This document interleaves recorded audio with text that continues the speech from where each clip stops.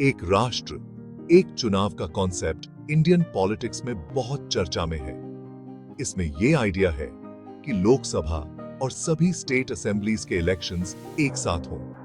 कुछ लोगों का कहना है कि इससे डेमोक्रेसी और मजबूत होगी, पैसे बचेंगे और बार-बार इलेक्शंस का झंझट नहीं रहेगा। लेकिन कुछ लोग ये भी पूछते हैं कि क्या यह प्रैक्टिकली पॉसिबल है? क्या इससे फेडरलिज्म पर असर पड़ेगा? और क्या इतने बड़े देश में इसे इंप्लीमेंट करना आसान होगा? इस वीडियो में हम इसी डिबेट को समझेंगे, इसका इतिहास देखेंगे, अभी का इलेक्शन सिस्टम समझेंगे और एक राष्ट्र, एक चुनाव के फायदे और नुकसान देखेंगे।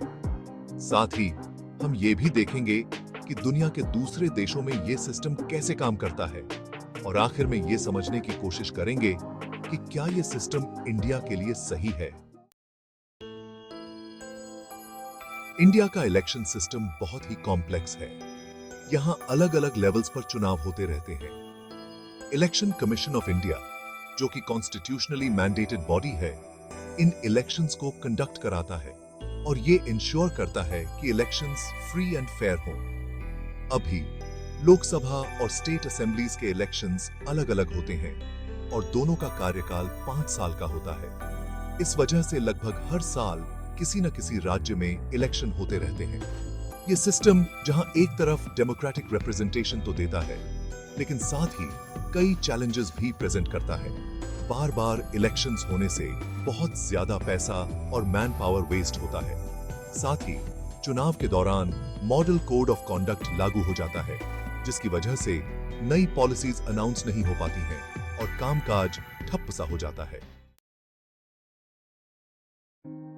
आजादी के बाद शुरुआती सालों में इंडिया में एक साथ चुनाव होते थे। 1951 से 1967 तक लोकसभा और स्टेट असेंबलीज के इलेक्शंस साथ-साथ ही होते थे। लेकिन पॉलिटिकल कारणों से इस प्रैक्टिस को बंद करना पड़ा। कई बार स्टेट असेंबलीज को समय से पहले भंग करना पड़ा, जैसे कि हंग असेंबली या डिफेक्शन की वजह से, और इसीलिए इलेक्शंस अलग-अलग समय पर होने लगे। समय के साथ ये स्टैगर्ड सिस्टम ही नॉर्म बन गया। अब जोर इस बात पर रहता था कि इलेक्शन समय पर हो, भले ही उन्हें अलग-अलग ही क्यों ना कराना पड़े। हालांकि समय-समय पर एक साथ चुनाव कराने की बात उठती रही है, लेकिन हाल के सालों में गवर्नेंस और इलेक्शन एफिशिएंसी की चिंताओं के कारण इस विचार को काफी जोर मिला है। इंडिया का करंट इलेक्टोरल लैंडस्केप कई चुनौतियों से भरा हुआ है, जिसके कारण एक राष्ट्र, एक चुनाव की मांग तेजी से बढ़ रही है। बार-बार चुनाव होने से सरकारी खजाने पर बहुत ज्यादा बोझ पड़ता है और डेवलपमेंट के कामों के लिए पैसे कम पड़ जाते हैं। चुनाव के दौरान मॉडल कोड ऑफ कंडक्ट लागू करना जरूरी तो है, लेकिन कई बार यह गवर्नेंस में बाधा बन जाता है और जरूरी फैसले लेने में देरी का कारण बनता है। इसके अलावा लगातार चुनाव होने से वोटर फटीग हो जाता है और पॉलिसी पैरालिसिस की स्थिति पैदा हो जाती है।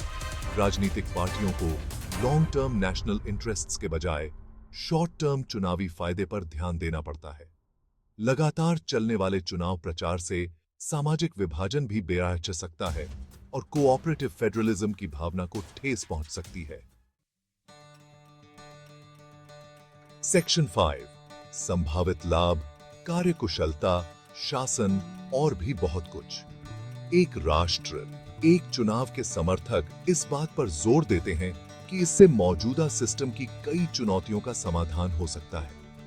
एक साथ चुनाव होने से चुनावों पर होने वाले खर्च में काफी कमी आएगी और डेवलपमेंट प्रोजेक्ट्स के लिए ज्यादा पैसे मिलेंगे। एक साथ चुनाव होने से गवर्नेंस में भी कम रुकावट आएगी और सरकार लॉन्ग टर्म प्लानिंग और पॉलिसी इंप्लीमेंटेशन पर ध्यान दे पाएगी। इसके अलावा इससे वोटर फटीग कम हो सकता है और लोग चुनाव में बीआरएच चढ़-कर हिस्सा लेने के लिए प्रेरित होंगे।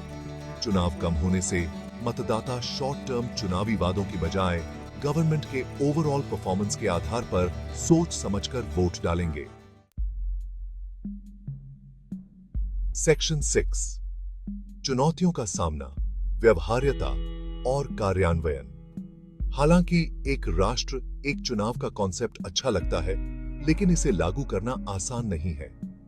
लोकसभा और सभी स्टेट असेंबलीज के चुनावों को एक साथ कराने के लिए संविधान में बड़े बदलाव करने होंगे और सभी पॉलिटिकल पार्टीज को अपनी सहमति देनी होगी।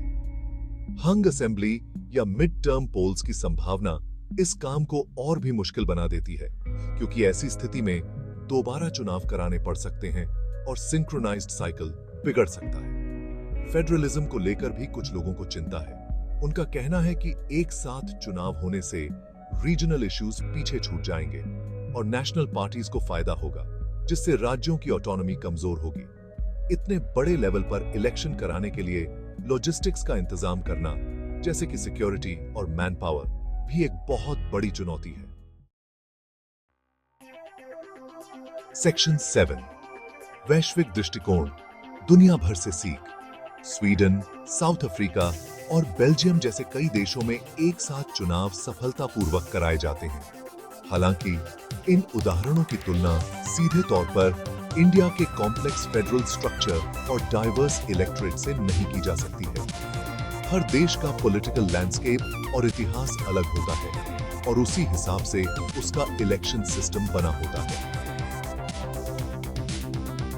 इन ग्लोबल मॉडल्स को एनालाइज करके हम काफी कुछ सीख सकते हैं, लेकिन इंडिया को अपने यूनिक सर्कमस्टेंसेस और चैलेंजेस को ध्यान में रखना होगा।